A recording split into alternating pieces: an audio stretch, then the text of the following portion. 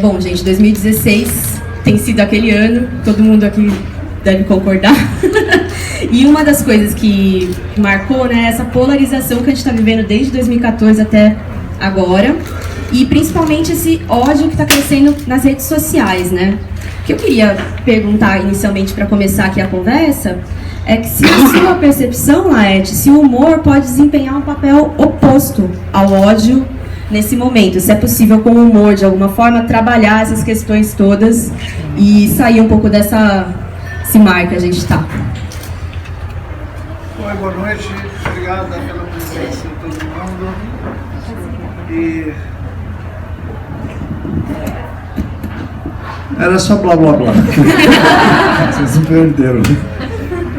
O humor, pois é, eu não sei, você devia perguntar para o humorista. Eu não sei, eu estou meio em crise com essa palavra humor, por quê? Primeiro porque as pessoas acham que qualquer coisa que a gente publica tem o objetivo explícito e quase único de fazer as pessoas gargalharem.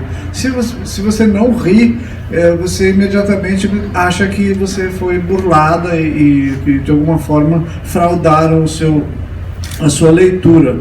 Não é bem assim, eu faço uma distinção entre o cômico e o humor. Então o cômico é de fato para fazer dar risada. Mas o humor é uma outra ideia, lida com a linguagem de uma forma mais sutil do que a comicidade. Agora, como uma ferramenta poderosa da cultura humana, o humor é meio, como chama? Ele não tem um lado só, ele tem vários.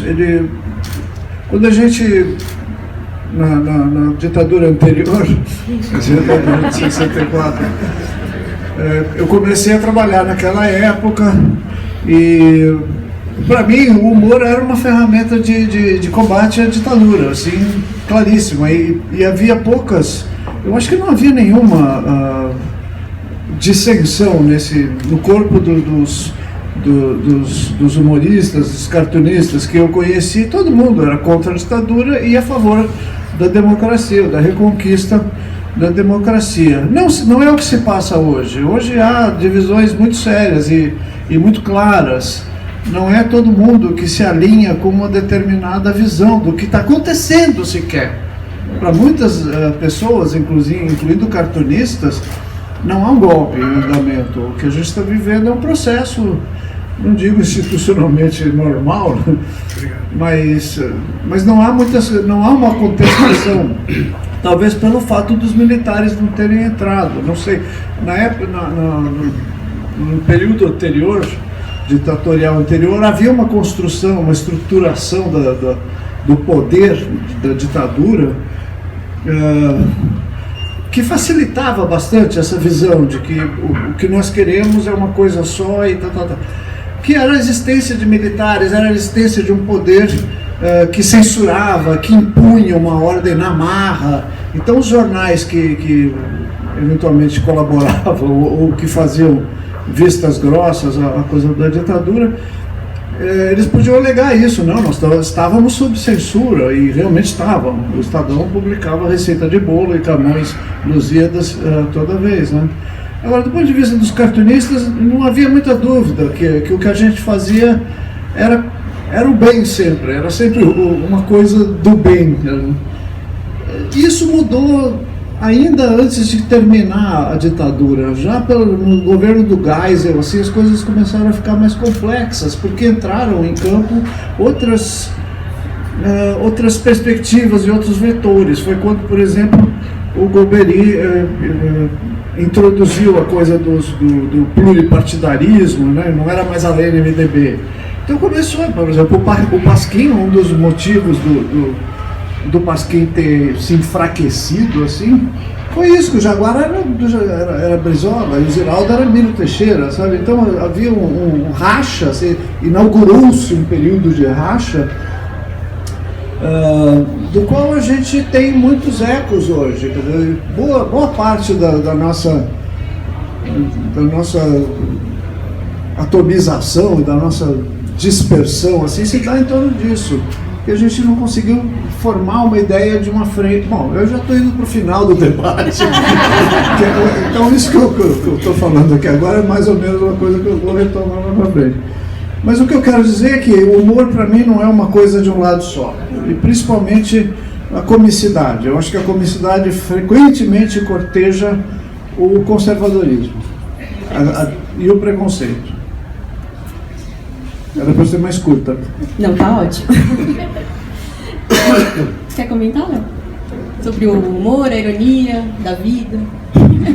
Na verdade, eu pensei em perguntar para você que você fez um livro também, né? O que eu aprendi sendo xingado na internet.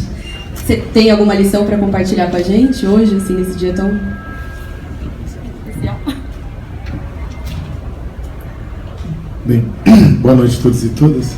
Mas nada, pedir desculpa, eu tô meio doente, então a voz tá uma merda. Tô meio devagar, então também cheguei atrasado, porque eu tava fazendo os exames. Mas não vou passar nada pra ninguém, juro. Nada contagioso, eu acho. Mas nada pior do que a PEC 55, na verdade. Então, vocês vão ter que aguentar a PEC 55, reforma previdenciária, reforma trabalhista, o que é uma gripe, né? Mas uma das coisas mais engraçadas é que o milagre não é as pessoas... a gente fala assim, a pessoa não entendeu ironia na internet. Mas na minha opinião, o milagre é a ironia ser entendida, né, muitas vezes. Isso... Eu não sei, eu era muito mais irônico nos textos no meu blog, e não que eu não seja, mas às vezes quando eu não me importo muito em ser entendido, aí eu desço ironia. Não, quando eu me importo muito com o resultado, aí eu desço ironia mesmo. Mas como a gente raramente compartilha em todo o universo simbólico do receptor, e a ironia, você está dobrando a realidade. Você parte do pressuposto que ele entende o que é normalidade, e aí a partir daí você dobra a realidade de uma maneira bem sutil, né? Então, por exemplo, quando eu brinco, né? Tô torcendo porque o meteoro venha, zere e comece a partir das baratas, e talvez através das baratas, não dos símios, a gente tenha a melhor sorte, né? E tem gente que fica irritada e fala, por que você acha que uma barata é melhor do que um macaco? O Antônio Prata, né, tipo, sensacional naquela coluna dele na Folha, teve que falar, gente, eu tô vindo aqui, por favor, publicamente, para dizer, porque depois que eu fiz uma coluna sendo o extremo do reacionário, e eu recebi tantas felicitações e cartas, parabéns, finalmente alguém que teve coragem de dizer a verdade das coisas e colocar esse povo, esses negros, esses gays no seu lugar. Ele escreveu, eu falei, gente, era brincadeira, eu não penso assim, né? Então, isso é uma coisa, tipo, mas é que eu amo a ironia, o cinismo, o sarcasmo, né? Eu acho que sem isso a vida fica muito sem graça, né? É hora que eu tomo muita bronca dos meus amigos, eu falo, tá sendo irônico, sim, sarcástico, você se acha melhor do que os outros. Eu falei, não, eu só, na verdade, gostaria que as pessoas conseguissem dividir os mesmos elementos simbólicos de interpretação, mesmo sendo de lugares de fala diferentes. Eu acho que é possível a gente expandir o entendimento da ironia, né? Inclusive, mas isso ia demandar uma coisa que está em baixa, que é a capacidade de sentir empatia, né? Que é um pouco de sentir você se colocar no lugar do outro, da outra, e falar, tá, ele quis realmente tipo ser ofensivo e que torcer para um meteoro destruir a vida na Terra, que Deus também criou em 7 dias, ou ele quis fazer uma brincadeira com alguma coisa, né? Não sei, eu acho que fica, na verdade, eu acho que a gente... E esse talvez seja uma das coisas mais complicadas e mais difíceis, até tentando dialogar com o que a Laerte falou. A gente está num período de... Não que eu acho que o passado era idílico e a empatia se formava lindamente, que unicórnios saltitantes povoavam a Terra e todo mundo se entendia. Agora que apareceu a internet, todo mundo virou caos. A internet simplesmente mostrou o que a gente é. Só que eu acho que a gente, nesse momento em que a polarização é natural, inclusive a exploração e a divisão de classes, toda hora acho que as pessoas falam, acabam com os quadrinhos da Laerte ou com textos meus a cavalo, você está querendo incitar a diferença entre as pessoas, a existência de pobres e ricos. Eu falei assim, não, isso aí existe desde que o primeiro português mandou o primeiro índio botar o primeiro tronco de pau-brasil na primeira caravela. mas existe, é claro, pessoas operando a rede para esticar a corda mais do que a corda já está. Boa parte dessa polarização ela não é natural. Tem gente esticando a corda e alguns deles querendo concorrer à eleição em 2018, né, com 10% na última pesquisa eleitoral, gente que me bota muito medo. E como fazer para exercitar essa empatia, né? Como fazer para... Você falou, né? Não é como se no passado ninguém brigasse ou discordasse, mas aparentemente, e é uma aparência mesmo, assim, que a rede acaba te dando, porque cada um só recebe o que quer ouvir, fica nesse sectarismo. Como exercitar a empatia, como voltar a dialogar ou voltar a dialogar com mais força? O que a gente pode fazer nesse sentido? O que seria um caminho possível? Não sei. Eu até fiquei olhando pra sua cara e falei assim, espera que ela explique alguma coisa bem boa para dizer concordo. Não sei, a gente está vivendo uma realidade onde uma das características mais desnorteadoras é a falência de determinadas instituições aglutinadoras como o partido político, por exemplo. Né, os partidos que eram lugares de reunião, que eram lugares como é que chama? De organizar a ação política segundo ideias que são sintonizadas, que são parecidas, segundo concepções de mundo que são semelhantes, ou que, enfim, gente que partilha ideias, né? Eu acho que as pessoas estão cada vez menos partilhando coisas, né? Estão compartilhando muito no Facebook e tudo, mas movimentos de juntar esforços assim, eles são cada vez, esse é o meu modo de ver, eles são cada vez mais setorizados, quer dizer, as pessoas juntam esforços sim, buscam-se, mas cada vez com objetivos mais segmentados. Então, por exemplo, eu falo do ponto de vista da minha experiência, as pessoas transgênero, dificilmente teriam, no mundo pré-internet, condições de se reunirem em clubes, em associações, em grupos, em movimentos, como hoje. Sem a internet isso não aconteceria. Mas, ao mesmo tempo, a internet também favorece que esse grupo se torne cada vez mais puro sangue. Quer dizer, travestis não frequentam a mesma comunidade internética ou real do que drag queens, por exemplo. Gays masculinos não frequentam a mesma rodinha de gays femininas. A parada do orgulho LGBT é um milagre é um acontecimento que eu celebro cada vez mais por causa disso, porque é um momento de encontro, né? De celebração unitária. Não quero botar nessa palavra unitária nada militarizado assim, mas é uma celebração de comunhão, sabe? Então, eu acho isso importantíssimo.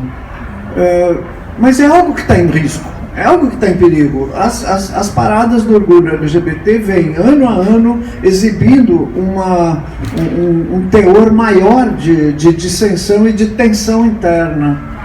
Isso tem acontecido e é muito preocupante, porque é algo que reflete coisas que acontecem em todos os setores, no movimento estudantil, no movimento operário, na vida partidária. Isso está se dando parelho com o que a gente está assistindo, que é um movimento de golpe, né? Um movimento de construção do retrocesso.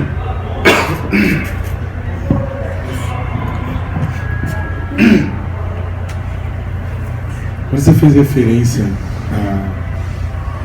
à penúltima ditadura, isso é uma coisa interessante, porque mas eu lembrei de uma coisa que naquela época, em determinado período, os grupos de esquerda se fragmentaram também. Cada um tinha a sua saída, cada um tinha seu processo. Eu não estou nem falando guerrilha ou não guerrilha, mas mesmo nas cidades ou os grupos de esquerda tinham cada um o seu ponto de vista, né? E houve uma segmentação em um determinado ponto. Eu não estou falando que a segmentação é semelhante de agora, mas é interessante porque, ao mesmo tempo que a gente tem um momento em que se busca, e eu acho que é super legítimo os diferentes grupos buscarem o fortalecimento e o reconhecimento de suas identidades, né, que é um momento importantíssimo, né? É um momento de reconhecer a identidade, de fortalecer a identidade, se reconhecer como grupo. Identidade essa que fez com que várias pessoas, por exemplo, no movimento LGBT, saíssem do armário. A partir do momento que você vê que há uma porta para que a pessoa se reconheça como determinado grupo, e esse grupo ele está empoderado, essa pessoa vai sentir força para sair e se reconhecer. Só que ao mesmo tempo isso guarda, né? A gente é mais maniqueísta do que a gente, na verdade, percebe. E eu não estou falando que isso é ruim, eu estou falando uma característica natural. Porque ao mesmo tempo que a gente se reconhece como parte de determinado grupo, que é um grupo que é oprimido, a gente esquece que a gente faz parte de um grupo maior, né? Como raça humana ou como trabalhadores. Jornalista adora esquecer que é trabalhador, por exemplo. A gente, inclusive, se acha que muitas vezes a gente se vê como patrão e só se lembra que é jornalista na hora do passaralho. Aquelas grandes demissões em massa que acontecem, estão acontecendo cada vez mais nas redações, porque a gente comunga com o mesmo universo cultural dos patrões, e aí na hora H, quando a gente recebe a demissão, fala, nossa, eu fui traído. Não, você não foi traído. Você simplesmente esqueceu que capital é um trabalho. E você esqueceu como que funcionam as rodas das coisas e a sua função nesse processo, que é muitas vezes guerreiro do capital alheio, né? Agora, é interessante como a gente perde a percepção de que, sim, eu sou uma mulher negra, hiper explorada, né, que se fode muito mais, com todo respeito, do que uma mulher branca na sociedade brasileira, né? E se fode, que a mulher branca, claro, se fode muito mais do que eu não consigo falar que eu sou um homem branco, eu sou um homem qualquer coisa, assim, que sou uma mistura desgraçada, mas homem, né, com uma classe média alta, etc. Mas ao mesmo tempo existem outras categorias que perpassam todo mundo, como trabalhador, né, como pobre, né, e aí a gente esquece de determinado esse processo. Eu acho que eu não sei, e aí eu acho que no começo você quase entrou na discussão de tentar procurar diálogos, né, eu quero até depois entrar contigo nessa discussão, que eu acho que parte por aí também, né?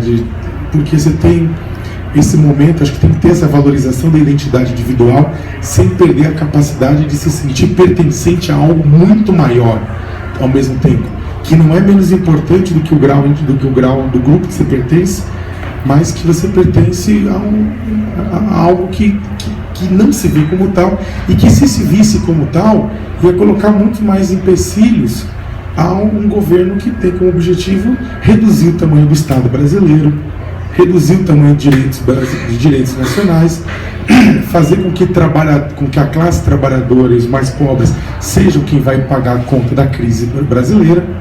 Na verdade, está rolando todas as reformas que estão correndo no Congresso Nacional, é chicotado em lombo da xepa para garantir que os mais ricos não tem alteração na sua tabela de imposto de renda, que não tenha cobrança de dividendos, né, das suas empresas. Os mais ricos do Brasil pagam 6%, 7% de imposto de renda, sendo que a classe média paga 27,5%, o topo da classe média. Está errado. Cadê a regulamentação de imposto sobre grandes fortunas, sobre grandes heranças? Vai resolver tudo? Não vai. Mas pelo menos democratiza a chicotada, né? Então, só que para isso você precisa se reconhecer, além do grupo, que você faz parte de um grupo maior. Ou seja, é difícil, mas são várias lutas simultâneas.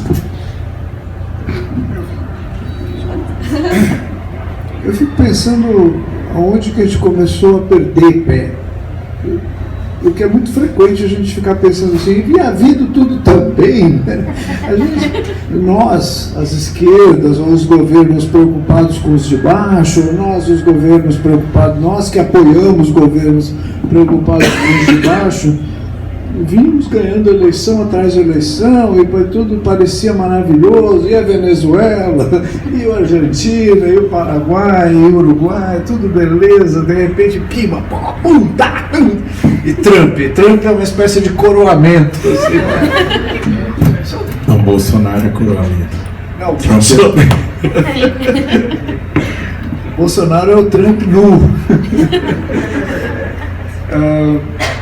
Então, onde que começamos a derrapar, né? Se víamos tão bem, por que não só a gente perdeu o apoio e teve que engolir o impeachment, um golpe, como também nas eleições que aconteceram neste ano, houve uma expressão muito clara que justificou, inclusive, editoriais entusiasmados nos grandes jornais, dizendo que isso validava o governo, né? Validava o impeachment, dizendo que a votação expressiva que partidos que estão no governo, coalizando o governo, tiveram, e a votação pequena que PT e esquerdas tiveram, inviabiliza a tese do golpe, né? Eu acho que não. Acho que não. Na ditadura de 64 também, a primeira eleição que houve foi vitória total da Arena, assim. Então há algo que precisa ser pensado, visto com lucidez, porque a tentação de falar que essa bosta de povo não sabe votar é grande. Eu ouvi isso de pessoas consideradas essa merda desse povo. Então tem que ter algo que precisa ser visto com lucidez. Não sei outra palavra melhor que isso. Mas você acha que a gente ia indo tão bem mesmo? Não, pois não dá, não. Velho. Porque exatamente, para fazer a comparação, porque tá vendo? Isso é uma merda, a ironia, né? Mas porque, sim, exatamente, porque havia uma narrativa de que a gente ia muito bem, né? Porque, como o André Singer fala, tem o pacto do lulismo, você tem o ganha-ganha, né? Você tinha recursos financeiros, você tinha dinheiro suficiente para que a classe, para que o capital ganhasse muito e a classe trabalhadora ganhasse alguma coisa, e que nesse meio do caminho, todo mundo feliz ganhando, abre-se então garante os direitos para tal grupo aqui, tal grupo aqui, tal grupo aqui, vai garantir. Só que no meio do caminho você teve o quê? Por exemplo, Belo Monte, a tragédia, né? Assim, fui para lá, fiz relatórios sobre lá, teve uma tragédia sem precedente. Você teve população indígena não ouvida pelo governo, o governo ouvia, a Dilma ouvia sistematicamente os ruralistas e não ouvia a população indígena, né? Isso para falar de uma série de grupos. Mas o Brasil não cresceu. O Brasil cresceu, mas não houve distribuição de renda? Houve distribuição de renda, né? Ninguém está negando que não houve ganhos ótimos, etc. Só que aí a pergunta houve um enfrentamento a questões que realmente estruturantes do país, ou a gente surfou numa onda e aproveitou essa onda para tentar aplicar e garantir direitos a determinados grupos, né? Essa é a última pergunta que a gente tem que se fazer, e é uma pergunta que a esquerda tem que fazer também, que a gente tem um momento agora muito importante para fazer uma autocrítica da esquerda, né? A esquerda partidária está o tempo inteiro falando, não, a culpa é deles. Não, a culpa não é deles. A pergunta é, o que não foi feito? A gente garantiu cidadania, o governo considerou garantiu cidadania através do poder de consumo. A gente chama de nova classe média, que na verdade é classe pobre com poder de consumo. O que é classe média? Quem pode ter uma TV de LED de 54 polegadas, né? A gente garantiu serviços públicos de qualidade, saúde de qualidade, educação de qualidade. A gente alterou a forma com que o povo pudesse ter acesso. A gente universalizou a educação, mas ela veio junto com qualidade, né? Qual que é a capacidade, qual que é o caldo crítico que foi deixado pela esquerda depois de tantos anos pela auto-titular da esquerda, depois de tantos anos de governo? Eu não estou falando que o povo, de maneira alguma, o povo é burro e por isso está feliz com tal coisa, não é isso. Mas e a capacidade crítica, na verdade, do povo, e a capacidade de... A impressão um pouco... Não é impressão. O povo não foi para a rua nem para defender a Dilma, nem para atacar a Dilma. Você vai pegar as estratificações da Datafolha, você vai ver o povão assistiu bestializado pela TV tudo que aconteceu. tava puto com o governo? Tava, mas você vai perguntar porque o pessoal na Paulista vestido de verde e amarelo tava puto com o governo? Corrupção! Pergunta o pessoal na periferia, eu sou do Campo Limpo, perguntar lá pro Capão, o pessoal que tá lá, perguntar pro pessoal, pra molecada, por que tá puto com o governo? Puto, sem emprego, perdi emprego. Aquela promessa de melhoria de vida que foi me oferecido durante 8 anos se esvaiu na minha mão. Né? Cadê o meu futuro? Então, eu acho que acho que era legal a gente aproveitar esse momento para fazer, eu concordo plenamente contigo, para fazer uma autocrítica de discutir o que é ser esquerda hoje, inclusive. O que é esse pacote simbólico de ser esquerda hoje? Né? É garantir direitos humanos, mas garantir direitos humanos é um pacote liberal, tradicional, clássico. Né? Os democratas nos Estados Unidos, a Hillary Clinton falava disso, apesar de... Então... Essa mesma pergunta. Do ponto de vista do país Brasil, a Hillary Clinton não seria uma grande vantagem sobre o Trump, principalmente considerando que o Trump é uma boa incógnita também. Pode ser um horror, que parece que é, mas a Hillary Clinton não ia ser nenhuma maravilha, não ia ser... Muito provavelmente ia continuar a mesma coisa que está agora aflorando, né, que é a influência dos Estados Unidos nos golpes do Paraguai, de Honduras, da Argentina e do Brasil. Há uma intenção política aí que vem sendo tramada. Isso é uma coisa que está se revelando cada vez mais claramente. Nas idas do Moro aos Estados Unidos, essas coisas, nos telefonemas, no dia que grampearam o Moro, a gente vai saber tanta coisa. Mas, enfim, os democratas americanos também estão fazendo essa pergunta. Onde erramos? Porque quem votou no Trump foi uma porção assustadora de pessoas, foi um povo. Apesar do sistema americano ser meio esquisito, né? A Hillary ganha no total, na soma de votos, mas perde. Mas perde. Mas enfim, há uma votação muito expressiva no Trump, inclusive da parte de mulheres. Mulheres brancas. Gente que escutou o que todo mundo escutou, o Trump falando, gravações e tudo. Então, como isso se dá, né? O que motivou esses americanos, muitos trabalhadores? Então, eu tenho lido algumas análises que vão nessa linha, gente que foi deixada de lado, que não foi ouvida, né? Basicamente, que teve satisfeitas algumas necessidades mais ou menos básicas, mas que foi desprestigiada, cuja frustração foi cultivada sem que as pessoas percebessem. Imagina, e Laerte, eu já vou trazer uma pergunta no leitor nosso, né, no site da Carta, que mandou, já preparando para as perguntas de vocês, que é o Ariel Demétrio, que ele pergunta: há luz no fim do túnel? Essa pergunta eu perdi. Eu não vou fazer. Não dá pra fazer o cartão disso. Aliás, eu já fiz isso. Piada, acho que é sua, né? A luz no fim do túnel, todo mundo já fez. Aquele piada de náufrago. Assim.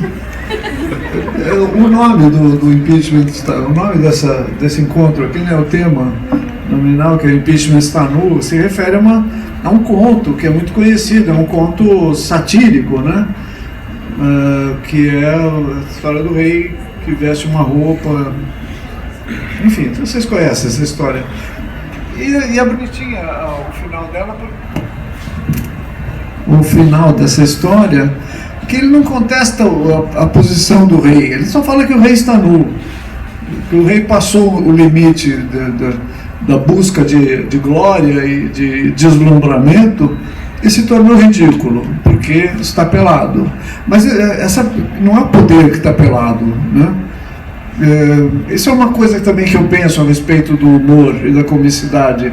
O quanto ela é uma ferramenta de contestação e transgressão real de poder mesmo, e o quanto ela é uma validadora do poder e do status quo que a gente vive, e uma crítica dos excessos, né? Quando as pessoas passam determinados limites de decoro, Aí sim, aí o humor vai lá e fala, não, passou o decoro, aí. Mas o que quando a gente pensa em propostas sociais que são revolucionárias, no sentido de propor ordens novas mesmo, dificilmente a gente vai conseguir trabalhar isso com humor, ou com humor o tempo inteiro, assim. Não sei, são coisas que eu fico pensando também. Que ideias novas, muito frequentemente, atraem antagonismo, e aí atraem, e esse antagonismo sim se vale do humor. É uma coisa super conhecida, o modo como Darwin, por exemplo, foi ridicularizado quando propôs pela primeira vez a teoria da evolução. Ou como o feminismo sempre foi ridicularizado, agora um pouco menos. Ou como todos os movimentos transgressores e inovadores e revolucionários foram alvo de sarcasmo e de humor cruel, né?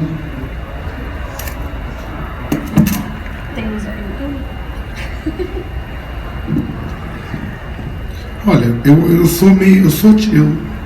o livro, na verdade, foi engraçado. Quando eu lancei o livro, o pessoal fala, pô, mas você é tão pessimista nos seus textos, o livro é otimista, né? Eu até fiquei preocupado depois quando eu falei assim, eu falei, será que a editora revisou? Mas eu acho realmente que é possível, sabe? Eu acho que é possível fazer um monte de coisa. Só que é o seguinte, eu acho que qualquer solução, ela vai... Duas coisas. Primeiro, ela vai doer para muita gente, não importa para que lado seja. E ela vai ser de longo prazo, não uma solução de curto prazo. Eu acho que qualquer solução, inclusive que parte por promoção do diálogo, né, parte por um trabalho que vai partir de educação, uma educação mais básica. A gente precisa, na verdade, formar pessoas capazes de, não apenas de estar prontas para sentir empatia, mas capazes de dialogar dentro de um ambiente que seja um ambiente de direitos humanos. Então isso, e pensando nas instituições que são responsáveis por passar adiante por discutir as narrativas da sociedade, as instituições capazes de disputar a hegemonia, disputar a narrativa da hegemonia, for discutir igreja, escola, trabalho, família, eu acho que a escola tem maior capacidade disso, de você, na verdade, trabalhar com isso. É claro que tem que ser uma escola renovada, a gente vai ter que enfrentar. Nós tentamos discutir homofobia na sala de aula. Aí do outro lado gritaram, vocês estão querendo introduzir um kit gay para transformar nossas crianças em gays. Depois tentou-se discutir violência de gênero, uma vez que o Brasil tem altas taxas de violência, né, de gênero. E aí discutiu-se o quê? Começou-se a gritar o quê? Vocês estão querendo introduzir ideologia de gênero na sala de aula, ensinar meu filho a ser fraco, a ser marica. Daí começamos a tentar, professores dificilmente no dia a dia conseguiam implantar aqui e ali discussões sobre direitos humanos na sala de aula. E aí veio o quê? Escola sem partido. É necessário uma escola despolitizada, que o professor não tome partido de nada, né? Não toma partido de nada? Como assim? Você vai explicar a escravidão sem tomar partido? Você vai explicar o nazismo sem tomar partido? Você vai explicar as mortes de milhões de pessoas sobre Stalin, sobre Pol Pot, que seja, e não dá para tomar partido? Impossível. Você precisa tomar partido. Então, o problema é que eu acredito que a educação é uma luz no final do túnel. É agora, é hoje, é sempre. Mas aí você tem que garantir uma educação de qualidade, que com certeza não passa pela MP que o governo federal propôs de cima para baixo, com uma reforma do ensino médio, né, que tem alguns pontos interessantes, que tem outros pontos extremamente complicados, mas é feita de cima para baixo de uma forma não democrática. Você acha que as ocupações têm sido um movimento de construção dessa nova visão sobre educação e de uma oposição a essas diretrizes baixadas, assim, que nem essa LP? Eu acho que a ocupação tem sido uma nova forma de construir uma nova política, né? Uma forma de construir uma nova política. Quando a molecada começou a ocupar a escola, pular o muro de escola para ocupar a escola, em 2014, em 2015 também, foi muito legal, porque o pessoal as pessoas mais conservadoras ficaram em pânico. Qual que é a justificativa? Não é que o moleque, a menina estão pulando o muro da escola para ir para fora, estão pulando o muro para se trancar lá dentro. Isso na verdade vai contra. O que eu vou falar? Que a pessoa está querendo, eu quero ter aula, né? Cadê professor? Olha só que subversivo. Inclusive as ações de reintegração de posse se frustraram por causa disso, porque não estava havendo uma violação da posse, era o contrário. Exatamente, estavam criando lá a escola pública, mas teve uma escola que foi destruída e as outras que não foram. Sabe, você pega 2 comportamentos de indivíduos e qual. Então é o seguinte, eu acho que foi uma nova forma de fazer política, e sim, eu fui chamado, eu dei várias palestras, fiz vários bate-papos em escolas ocupadas, e foi muito legal, né, de escolas ocupadas deste ano, né, por causa tanto da PEC 55 quanto da questão da MP do ensino médio, e a molecada estava fazendo discussões profundas, né, em sala, na ocupação. Passava a noite discutindo horas e horas sobre qual a educação que eles queriam ter, sabe? Os pais, aí eu até escrevi um texto, né, falando assim: pai, mãe, se sua filha ocupou uma escola, parabéns, ela teve uma boa educação. Se ela falou, não quero, besteira, você educou ela mal. Porque educar significa ou você ensinar a pessoa a ser um tijolinho na parede, ou você garantir estrutura para que a pessoa conteste o sistema, inclusive destrua o sistema, se necessário for, se o sistema for injusto, né? Nesse sentido, eu acho que o Congresso Nacional poderia frequentar escolas ocupadas para começar a entender como funciona as coisas, para a gente poder retomar. Por isso que eu acho que é uma coisa de tempo. Eu boto fé nessa geração. Eu não sei se a minha geração eu botaria tanta fé. Pois é, a pergunta que você fez, que esse moço fez sobre luz do fim do túnel, supõe um túnel. Supõe que estamos num túnel, que estamos numa situação de escuridão e sem saída. E que a gente deve ir no sentido daquela luz lá. Eu acho que é uma metáfora tão poderosa quanto esquisita para o que a gente vive hoje, porque a gente vive numa situação diferente.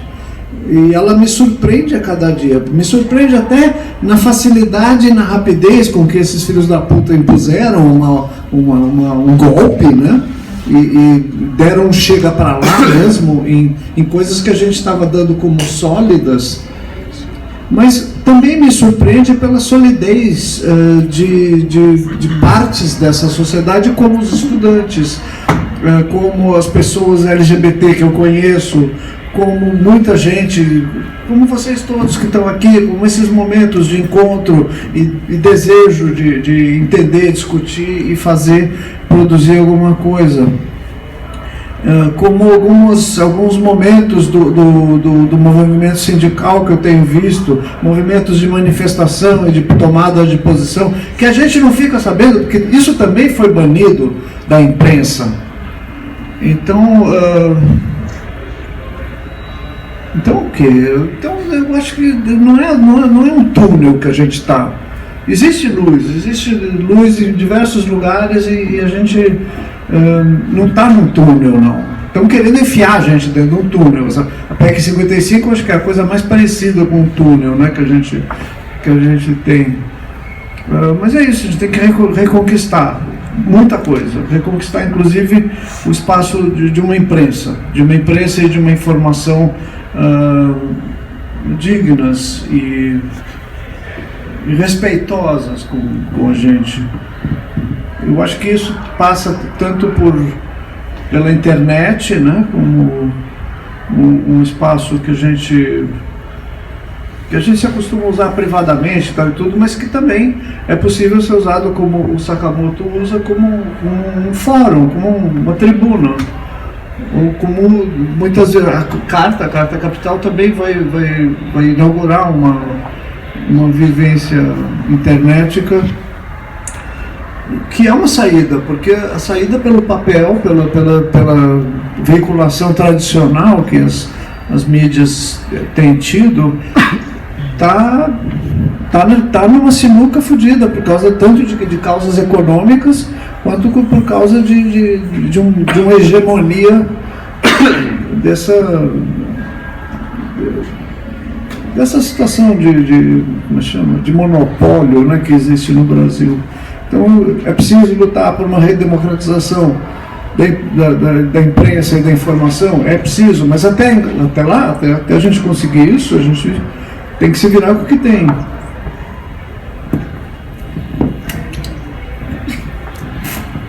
Pessoal, quem tiver pergunta, pode entregar para a Elza ali no cantinho, tá? Se vocês estiverem tímidos, agora é a hora. Bom, meu nome é Elvis, faço parte da família Stronger e eu me preparei inclusive para fazer essa pergunta durante quase uma semana. Pra vocês terem ideia, né? E assim, eu gostaria de perguntar para vocês, a esquerda, quando nós estamos falando de esquerda, qual esquerda que nós estamos falando? Porque se nós formos pegar o mapeamento da esquerda e for analisar por votos dos partidos que representam a esquerda, como o Haddad e a Erundina, essa maioria desses votos veio daqui do centro da cidade e de bairros nobres. A favela e a periferia, em peso, aqueles que não votaram porque não se sentiram representados nem pela esquerda e nem pela direita, votaram em peso no João Dória, no candidato do PSDB, que nós sabemos que representa a direita, né, hoje em dia. Então, eu gostaria de perguntar para vocês como a gente podemos como é que a gente podemos levar a ideologia da esquerda, falar mais da esquerda, falar sobre direitos humanos, justamente onde mais precisa, que é nas favelas, que é no Capão Redondo, que é no Campo Limpo, que é em Guaianazes, que sabe, sair daqui do centro de São Paulo, sair do shopping, inclusive Shopping Fricaneca, e chegar no Shopping Interlagos, chegar no Grajaú, chegar lá no extremo sul, lá em Palheireiros, onde é difícil pra cacete você chegar lá. Como a gente podemos levar a ideologia, falar de esquerda, falar de direitos humanos nos extremos de São Paulo e levar para essa população, porque eles não estão mais se sentindo representados nem pela esquerda e nem pela direita, eles são desacreditados. E eu gostaria de fazer só mais uma coisinha. Eu gostaria de fazer um pedido para vocês, principalmente vocês que são da imprensa, sobre o HIV. Existe um remédio agora que está saindo, que o Ministério da Saúde está segurando, que se chama PrEP. Eu sou soro negativo e eu gostaria de pedir para vocês, principalmente você, Laerte, você, Sakamoto, que vocês falassem um pouco mais sobre a PrEP no Cartoon, no blog, justamente para dar uma forçada de barra para que esse remédio ele venha a sair. Porque esse remédio evita que as pessoas peguem o HIV quando você toma ele. Então, seria até uma forma de prevenção, seria uma forma de controlar a epidemia que vem matando milhares de pessoas no Brasil e que cada vez mais jovens e mulheres idosas vêm pegando o vírus HIV. Obrigado. Elvis, muito obrigado pela sua pergunta. O Elvis, para quem não conhece, faz parte da família Stronger, que é uma das organizações mais fortes desse tipo, famílias da população LGBT, e que existe de forma disseminada na cidade de São Paulo, nas periferias, e que é uma forma muito, muito poderosa de organização das pessoas que estão alijadas do poder. A PrEP é aquele tratamento preventivo, né, após exposição. Antes. Mas é possível. Antes. Ah, é antes? É antes. Ela então, tá. Que tem a PEP. Tem a PEP, que é pós. Que é pós. Antes. Olha, a PrEP eu não conhecia. A PEP eu sei o que é, e ela é basicamente o mesmo coquetel, só que aplicado de forma intensiva e dentro de 72 horas depois da exposição, né? A PrEP eu não conhecia. A PrEP é antes. Já avançamos nisso daí, graças a Deus. E bom, a pergunta do Elvis quase que contém a resposta. Quer dizer, como fazer para levar esse discurso democratizante de respeitos humanos e de combate ao preconceito, a todas as fobias, a todas as atitudes fóbicas. Eu acho que, em primeiro lugar, não é fazendo discurso para as pessoas como as que a família Stronger representa, é ouvindo elas, é trazendo para os eventos e convidando e ouvindo e entendendo o que se passa. Porque é verdade, o Haddad perdeu em todas as regiões de São Paulo, quando não para o Dória, para Marta, ou Perondino dificilmente, né? Mas perdeu em todas, tendo terminado uma gestão que foi considerada por muitos a melhor gestão, uma gestão modelar, uma gestão ótima de muitos aspectos, mas houve algo que não aconteceu, não houve algo que deveria ter acontecido, que é essa conexão. Eu não sei, pelo que eu conheço das pessoas ligadas ao Haddad, da administração do Haddad, houve pelo menos a intenção de manter os ouvidos abertos e as antenas ligadas. Alguns programas como Transcidadania foram imaginados nesse sentido, assim, mas eu acho que não bastou porque a gente não está falando só de coisas específicas, né?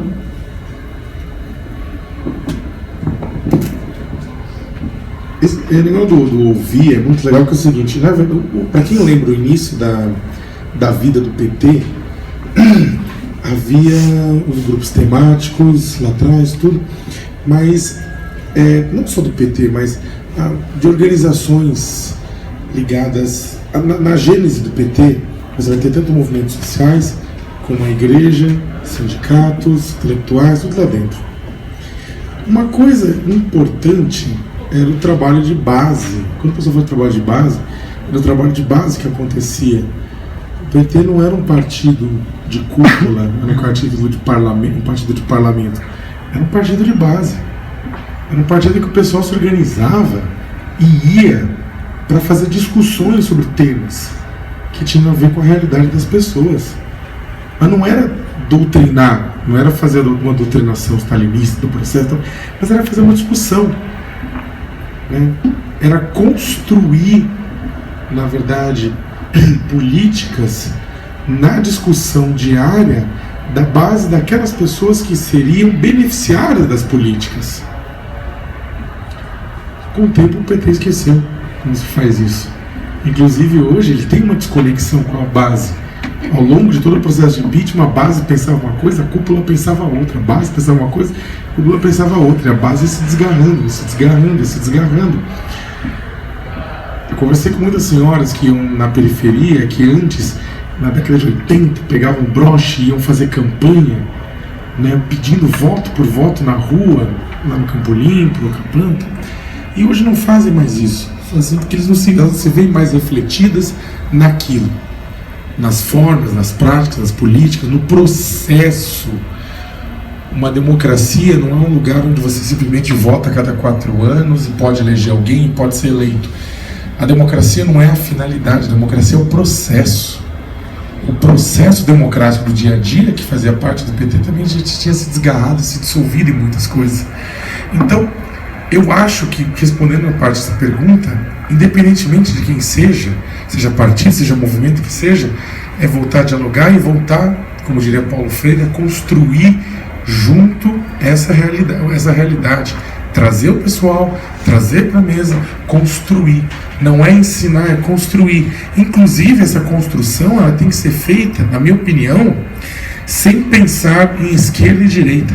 Até porque direitos humanos é um elemento que perpassa diversos campos. Quando a gente fala direita, a direita muitas vezes era muito engraçado.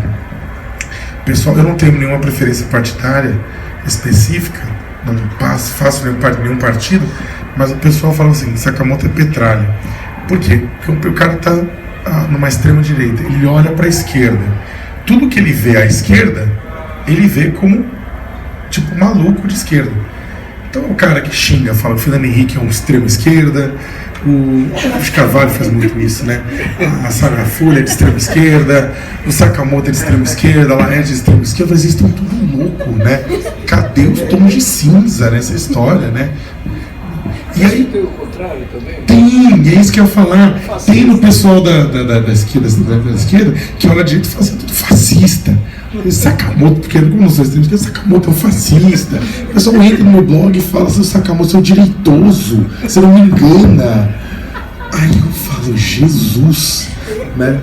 Ele falou assim, sou reformista de uma figa, você vai morrer. Eu falei, meu Deus! Então, sabe, tipo, Lexotan é aplicável para um lado e para o outro também.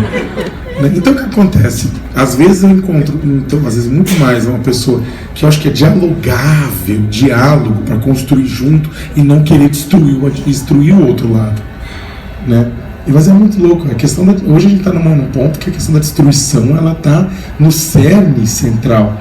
E eu acredito que para a gente resolver algumas coisas e colocar inclusive em marcha alguns processos, numa situação que eu não vou dizer que é um túnel, mas aqui eu vou dizer que tipo vai demorar pelo menos uma boa geração até a esquerda se tornar viável eleitoralmente para disputar a hegemonia da narrativa na sociedade. Eu acho que a gente vai ter sim que dialogar muito. Ah, e né, você vai compor com a direita? Eu falei assim, não, imbecil.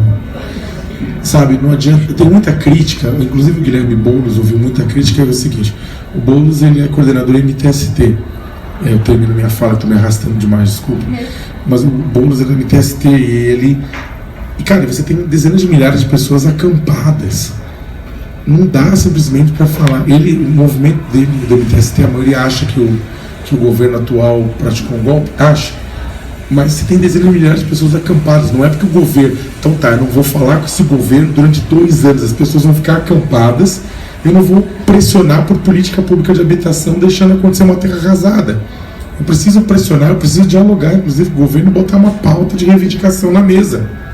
Né? Não foi assim com o movimento sindical durante a ditadura? Só que aí tem muita gente que chama, olha só, tá compondo, tá dialogando. Né? Aí é foda que pra muita gente que fala isso, ela não tá acampada num barraco de lona.